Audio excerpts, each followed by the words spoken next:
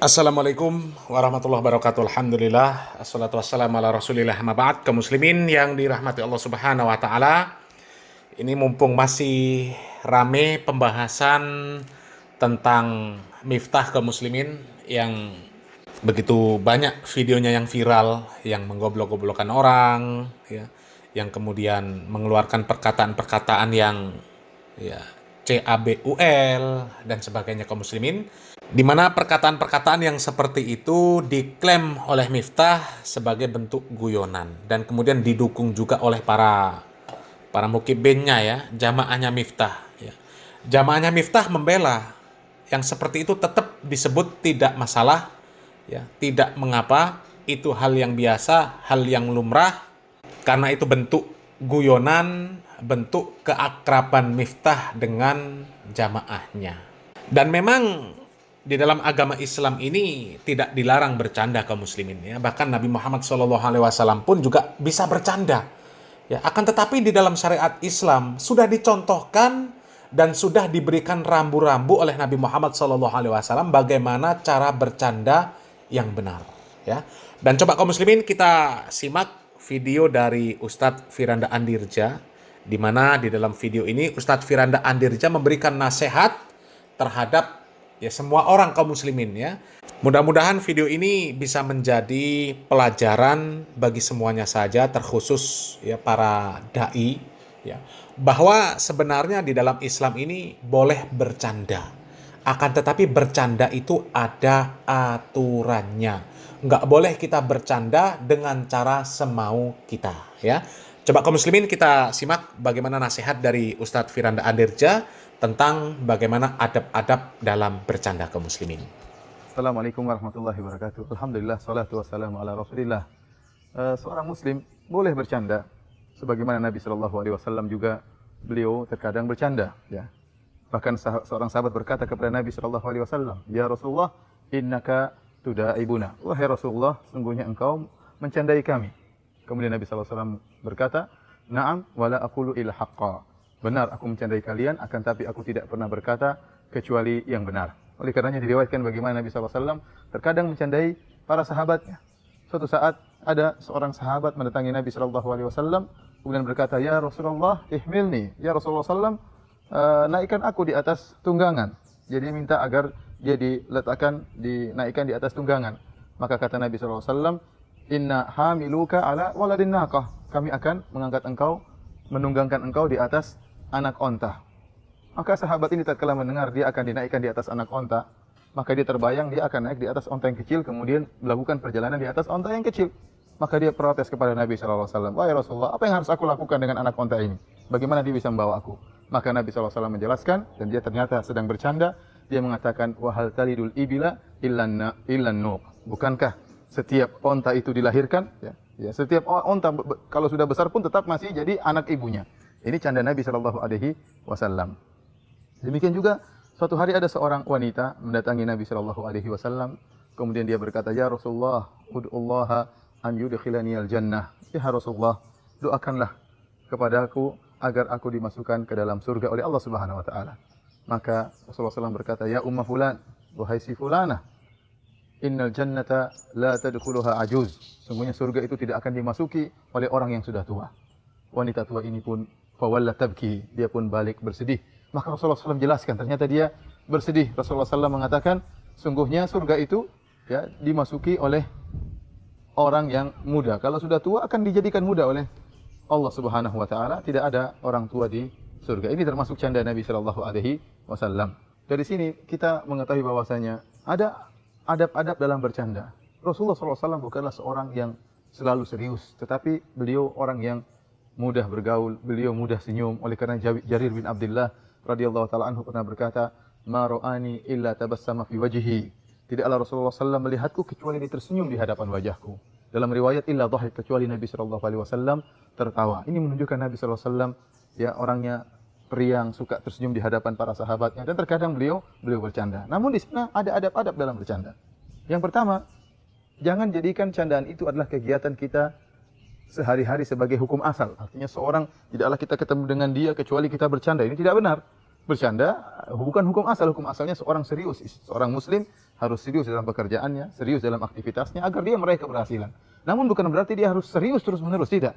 Dia butuh bercanda. Bercanda untuk merenggangkan otot-ototnya, bercanda untuk menghilangkan kepenatan yang dia rasakan, bercanda untuk menghilangkan kebosanan, dan bercanda untuk mengembalikan lagi semangat aktivitas dia. Oleh karenanya, bukanlah kemudian bercanda terus-menerus. Karena kalau bercanda terus-menerus dan berlebih-lebihan, dan semua yang berlebih-lebihan itu tidak baik, maka seorang terkadang akan keras hatinya karena terlalu sering tertawa, terlalu sering bercanda, seriusnya kurang. Ini yang pertama. Yang kedua, adab dalam bercanda adalah seorang tidak boleh berdusta, tidak boleh berbohong.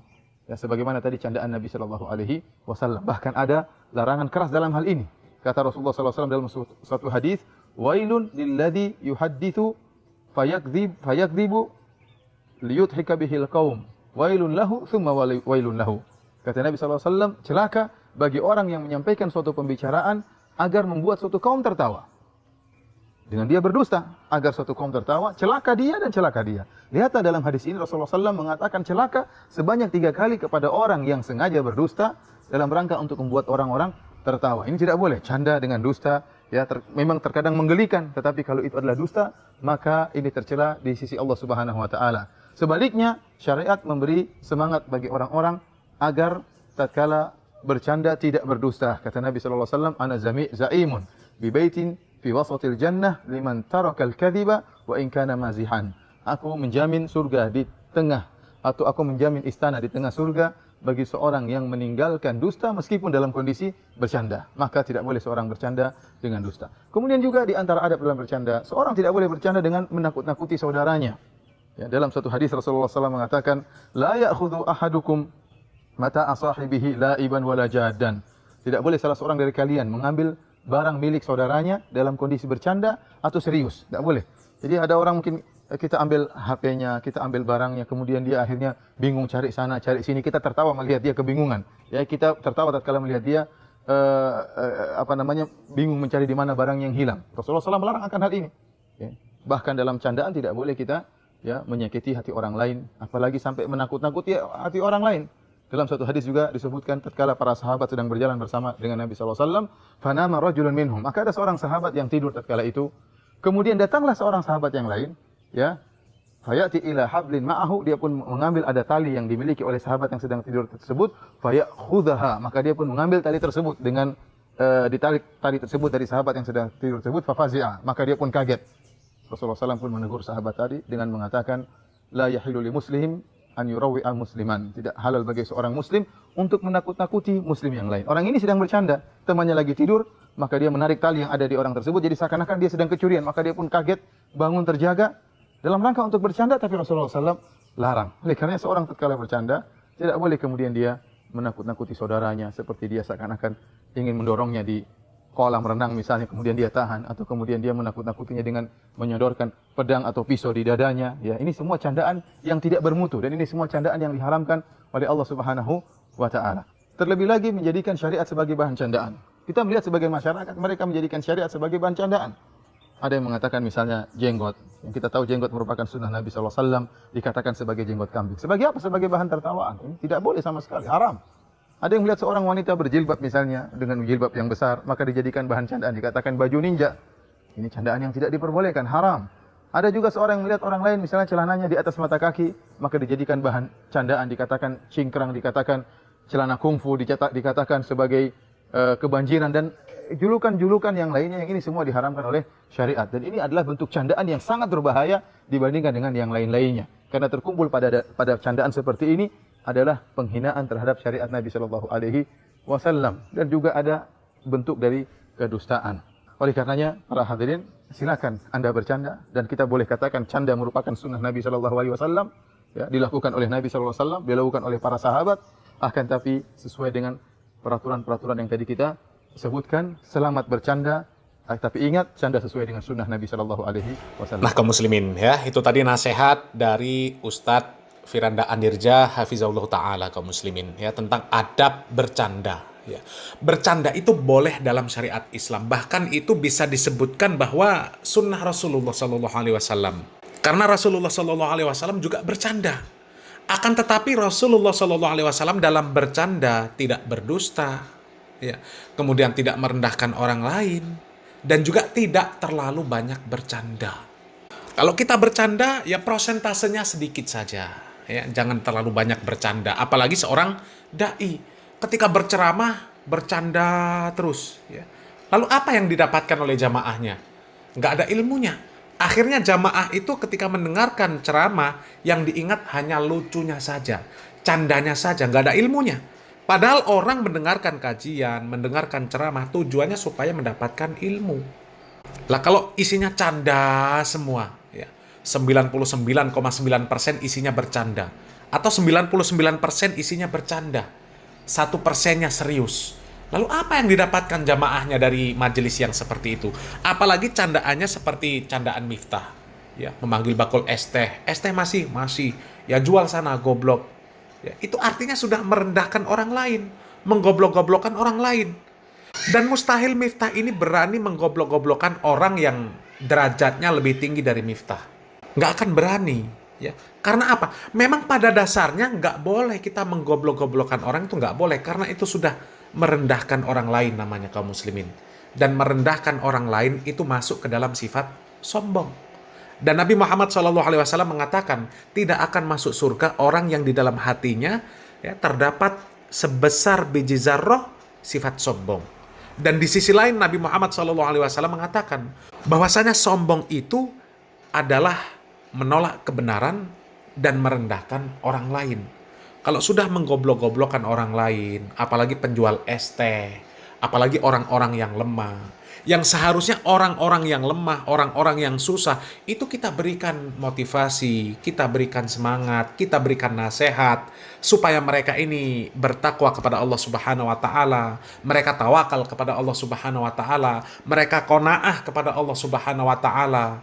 Ya, dan Allah Subhanahu wa Ta'ala tidak akan mungkin tidak memberikan rizki selama orang tersebut masih hidup. Ya, seharusnya diberikan nasihat, diberikan motivasi, dikuatkan hatinya.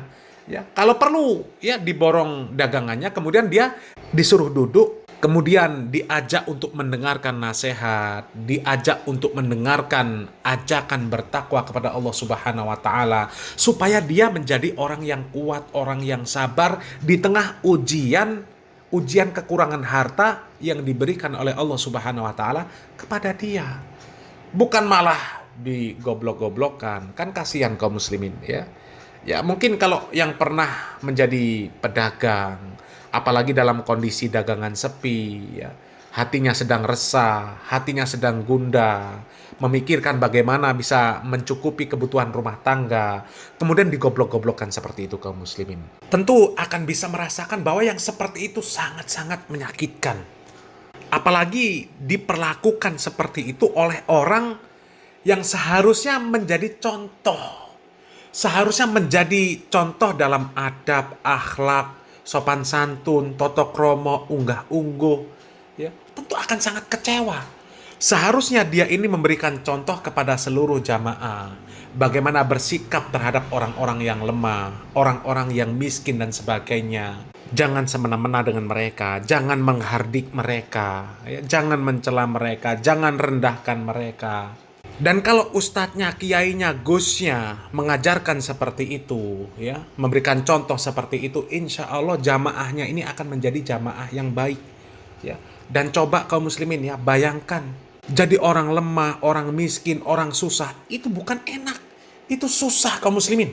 Berapa banyak orang yang mereka putus asa dengan kondisi miskin, kondisi susah, kondisi diuji dengan kekurangan harta dan sebagainya. Ya. Seharusnya mereka ini dikuatkan, diberikan bantuan, diberikan motivasi. Ya. Disebutkan keutamaan-keutamaan bahwa orang miskin nantinya ketika bertakwa kepada Allah Subhanahu wa Ta'ala, dia akan masuk surga lebih dahulu daripada orang-orang kaya. Karena orang miskin hisapnya sedikit. Sementara orang-orang kaya hisapnya sangat banyak. Dan bisa jadi orang-orang kaya mendapatkan hartanya bukan dari cara yang halal. Bukan dari jalan yang diridhoi oleh Allah Subhanahu wa Ta'ala. Apalagi seorang penceramah. Bisa jadi dia masuk kategori orang-orang yang menjual agama Allah Subhanahu wa Ta'ala. Jualan agama. Ketika mengisi pengajian, matok tarif. Ya. Tarifnya sekian. Kalau nggak sekian, enggak. Ya. Maka orang-orang seperti itu meskipun penceramah, pemuka agama, maka ya, derajatnya di hadapan Allah Subhanahu wa taala lebih rendah daripada orang miskin, ya, yang dia itu bertakwa kepada Allah Subhanahu wa taala meskipun dia seorang peminta-minta. Ya, karena dia minta-minta dalam kondisi memang tidak ada cara lain untuk mendapatkan sesuatu kecuali dengan meminta. Maka orang miskin yang seperti itu di hadapan Allah Subhanahu wa taala lebih mulia daripada penceramah, daripada ulama, daripada kiai, daripada gus yang dia jualan agama. Apalagi ceramah gak ada isinya, ceramah hanya hahaha, ya, bahkan dibumbui dengan candaan-candaan yang melanggar syariat Islam, ya. Mudah-mudahan bermanfaat kaum muslimin. Barakallahu fikum. Wassalamualaikum warahmatullahi wabarakatuh.